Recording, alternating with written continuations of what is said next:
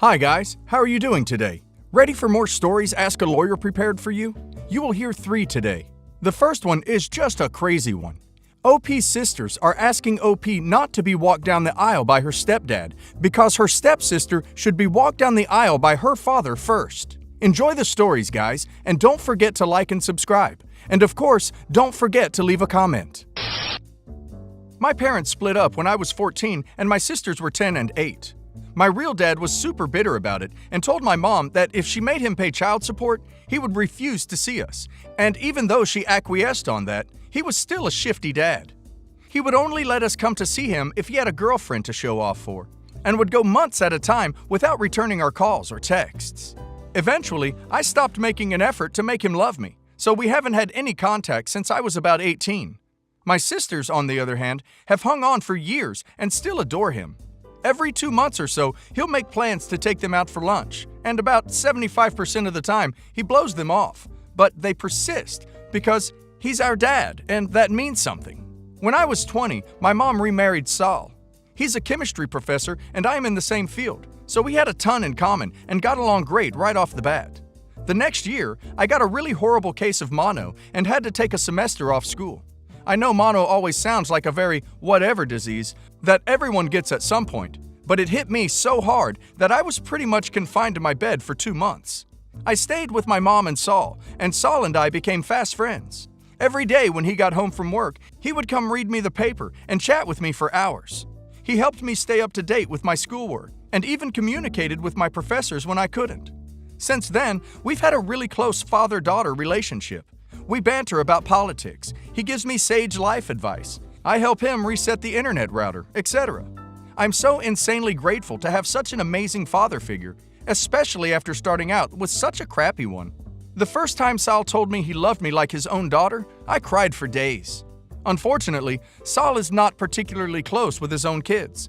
He has a son who lives in South Korea, who visits every other year, and a daughter, Kim, who is not great. I tried really hard to like Kim at first, because she's Saul's daughter, and Saul is so wonderful. But Kim is, unfortunately, a selfish and unkind person. She is pretty much the embodiment of every negative stereotype about women. For example, since I met Kim, she has been talking about how she is only working until she gets married, after which she can quit and get fat. I'm not trying to shit on Kim. She's not the Antichrist or anything like that, but there's definitely a reason she's still single. My ball-in-life partner and I have decided to take the plunge, so I'll be walking down the aisle in October.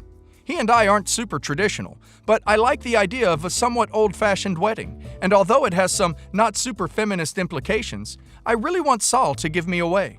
When I asked him, he was thrilled. Kim, however, was not. Apparently, she's devastated that she's not married yet, and would rather be dead than watch her father walk someone else's daughter down the aisle.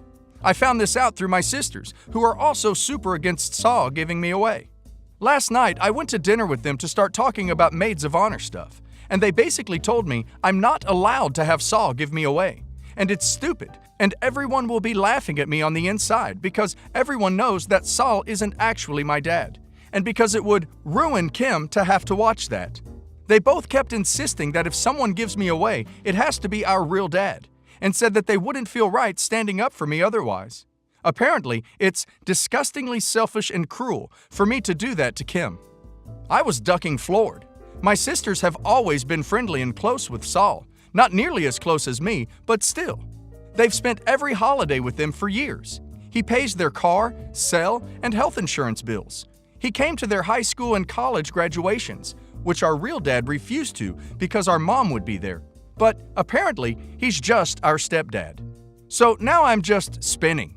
My sisters are supposed to be my maids of honor. We've always been extremely close. They're rational, kind women. Part of me feels like they wouldn't be reacting this way if I wasn't out of line. But then a bigger part tells me they're being ridiculous. So what now? How do I untangle this? Am I really wrong here? Oh my God, that's just crazy. They're being unreasonable and ridiculous. So what? Now OP's supposed to wait until Kim gets married first? Kim is obviously jealous because she's not getting married first, and her father now has another daughter he loves as much as, if not more in her eyes, than her. Neither of which is OP's fault.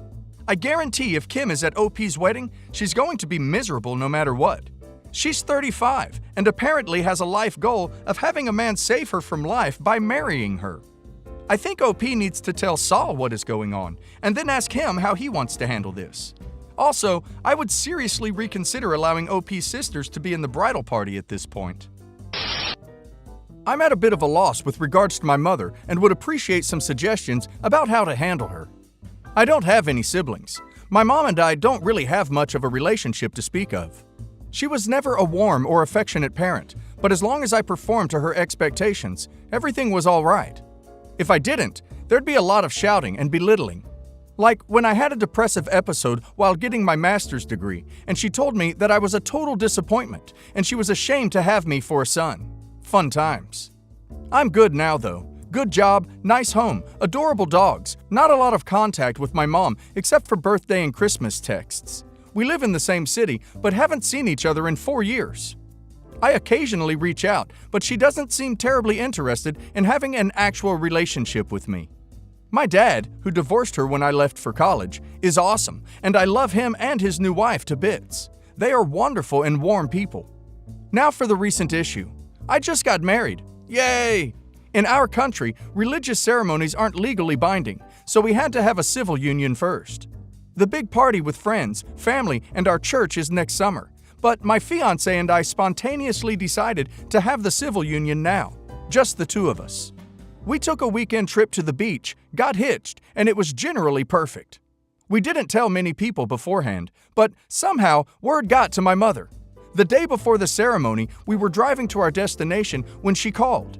This was the first time she called in something like 5 years, so I didn't exactly have a great feeling about this. Unfortunately, I put her on speaker, so my dear wife had to hear all that. My mom was livid. I could hear her angry smoking the whole time. At first, I thought she felt bad because I hadn't told her about the civil union beforehand, so I explained that the actual wedding would be next summer. But she didn't care. She just hissed, "Is it true that she is taking my name?" Short explanation, my mom's name is Mary. My wife's is Mary Elizabeth. Huh? I told her that yes, my new wife was taking my name, and she interrupted me to say that this was unacceptable. Her reasoning was that since they both work in the same field, it would be too confusing for others. Mom is a farmer rep, wife is a doctor. While they both work in healthcare, they have so far never crossed paths professionally. It's not exactly a small town we live in. Also, our family name is fairly common around here. I work in the same field as well. Mom said that all my wife would have to do was hyphenate her name. I told her we had talked about that option, but decided against it. Now Mom was really angry. She said it was unacceptable that a woman with her past and reputation will carry my name. There's no way. I will do everything in my power to legally prevent it. Short explanation. My wife suffered from burnout about 10 years ago before we met. Her career imploded quite publicly at one point, but she made a full recovery, and everything is all right now. Her career is back on track, and she takes great care of her physical and mental health. She's generally very open about what happened to her, which is not all that common in this profession. Side note, I find the idea of my mother going to a lawyer and saying, "My 38-year-old son got married to a woman and she took my name. You have to do something," hilarious. By the way, my mom has only met my wife once at a birthday party many years ago. We weren't even dating back then, just friends. I don't think they even talked that night. They just happened to be at the same party. Anyways, when my mom realized that none of this was getting her anywhere, she started a confusing rant about how paying for my education nearly drove her to bankruptcy. She never paid for my education. I took out loans for both my degrees, just finished paying them off last year actually, and stated that if you two go through with this, I will make sure you both regret it. I told her that if she wanted to threaten us, she'd have to be a little less vague. She just huffed and said she hoped we had a fun ceremony, then hung up. Well, and here we are. All this happened 3 weeks ago, but I don't really know how to proceed. I told my dad the whole story, and he said, "Well, at least she won't come to the wedding." He simply cannot imagine not inviting your mother to your wedding. My wife has been wonderfully supportive and laughed it all off rather than be offended. She thinks I should cut all contact immediately, which would basically amount to not sending a Christmas text. But honestly, it's hard.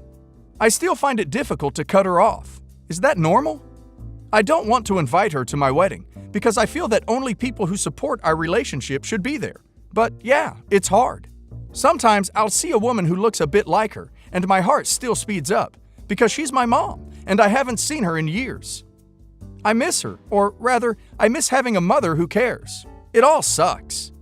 So, should I just cut my losses and not contact her anymore? Should I send her a final message, a letter, or even call her? I'm honestly exhausted from trying to have a relationship. Is it all right for me, as the son, to give up? OP's wife is right. He needs to cut all contacts with his mother, even sending the Christmas text message. I can understand it's hard, and OP wants to have mother's love, but unfortunately, that will never happen. The relationship OP should have had with his mother never existed, and never will. OP's mother threatened OP and his wife, and she brings nothing but pain and sadness to OP's life. She will cause more pain and disappointment to OP instead of the love OP is expecting to get. And OP's dad is right, saying at least she won't be at the wedding. Who knows what kind of scene she might cause? So, everything is only for the better in this situation.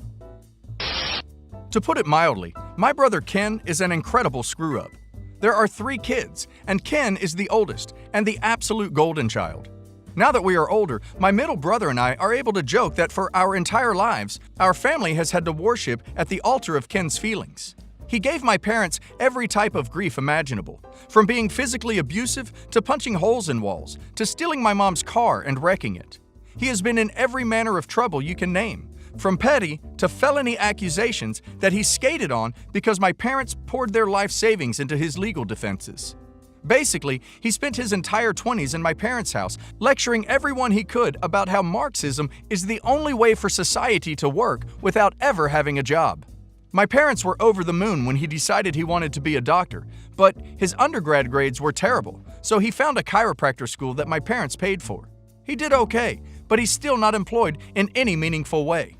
Since graduation, he's been hired on by several established chiropractic practices, and he ends up alienating either the other practitioners or the patients with his crazy views on politics, society, etc.